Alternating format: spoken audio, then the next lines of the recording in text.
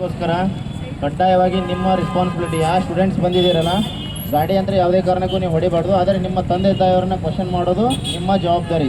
ಹಾವೇರಿ ಜಿಲ್ಲೆ ಹಾನಗಲ್ ಪಟ್ಟಣದ ಕೋರ್ಟ್ ಆವರಣದಲ್ಲಿ ತಾಲೂಕು ಕಾನೂನು ಸೇವಾ ಸಮಿತಿ ಮತ್ತು ನ್ಯಾಯವಾದಿಗಳ ಸಂಘ ಹಾನಗಲ್, ಪೊಲೀಸ್ ಇಲಾಖೆ ಹಾಗೂ ರೋಶಿನಿ ಟ್ರಸ್ಟ್ ಹಾನಗಲ್ ಇವರ ಸಂಯುಕ್ತಾಶ್ರಯದಲ್ಲಿ ರಸ್ತೆ ಸುರಕ್ಷತೆ ಸಪ್ತಾಹ ಹಾಗೂ ಕಾನೂನು ಅರಿವು ನೆರವು ಕಾರ್ಯಕ್ರಮ ಚಾಲನೆ ನೀಡಿದ ಹಾನಗಲ್ ನ್ಯಾಯಾಧೀಶರು ಹಾಗೂ ವಕೀಲರು, ರೋಶಿನಿ ಸ್ಕೂಲ್ ಟೀಚರ್ಸ್. ವರದಿ ಮಯೂರ್ ರಾಯ್ಕರ್, ಹಾನಗಲ್, ಶ್ರೀ ಟಿವಿ ನ್ಯೂಸ್.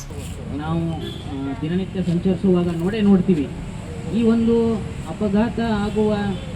ಅಪಘಾತಗಳು ಆಗುವ ಮುಖ್ಯ ಒಂದು ಕಾರಣ ಏನೆಂದರೆ ನಾವು ರಸ್ತೆಯ ಸಂಚಾರ ನಿಯಮಗಳನ್ನು ಪಾಲಿಸದೇ ಇರುವುದು ಎಂಬುದು ಬಹುಮುಖ್ಯವಾಗಿ ಕಂಡುಬರ್ತದೆ.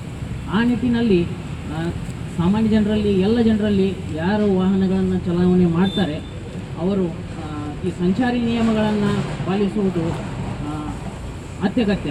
ಬಹಳ ಮುಖ್ಯವಾಗಿ ಹೇಳ್ಬೇಕಾಗಿದ್ದು ಅಂದರೆ ಇಷ್ಟಂತ ನಮ್ಮ ಸಾಹೇಬರು ಕಾನೂನಾತ್ಮಕವಾಗಿ ಏನು ಹೇಳಬೇಕು ಎಲ್ಲ ವಿಷಯಗಳನ್ನು ಸವಿಸ್ತಾರವಾಗಿ ವಿಷಯಗಳನ್ನು ತಿಳಿಸಿದ್ದಾರೆ. ಇವೆಲ್ಲರಿಗೂ ಕಾಮನ್ ಸೆನ್ಸ್ ಆಗಿ ಗೊತ್ತಿರುವಂತಹ ವಿಷಯಗಳು ಇವೆಲ್ಲ.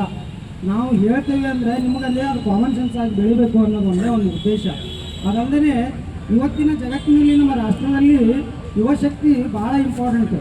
ಈ ಯುವಶಕ್ತಿ, ಯುವ ಸಮುದಾಯ, ಯುವಶಕ್ತಿಯಿಂದ ಬರುವಂತಹ ರಾಷ್ಟ್ರಕ್ಕೆ ಬರುವಂತಹ ಆದಾಯ ಏನಿದೆಯಲ್ಲ, ಇದರಲ್ಲಿ ನೇರ 20% ಎಕ್ಸ್ಚೇಂಜ್ ಮುಖಾಂತರನೇ ಈ ನಮ್ಮ ಮಾನವ ಸಂಪನ್ಮೂಲವನ್ನು ನಾವು ಕಳೆದುಕೊಳ್ತಾ ಇದ್ದೀವಿ. ಕಾನ್ಫಿಡೆನ್ಸ್ ಇಲ್ಲ ಅಂದರೆ ನಾನು ಗಾಡಿ ತೊಗೊಂಡು ರಸ್ತೆ ಮೇಲೆ ಹೋಗಲೇಬಾರ್ದು. Because not only it will affect me but all general public. ಪಾಪ ಯಾರ್ಯಾರು ರಸ್ತೆ ಮೇಲೆ ನಿಂತಿರ್ತಾರೆ, ನೀವು ಹೋಗಿ suppose you don't have insurance for your vehicle, full insurance So always remember, traffic rules are not just rules. That is the law of the country, and there is no excuse to say, I don't know the law of the country. You should know, because you are born in this country, you are the citizen of this country.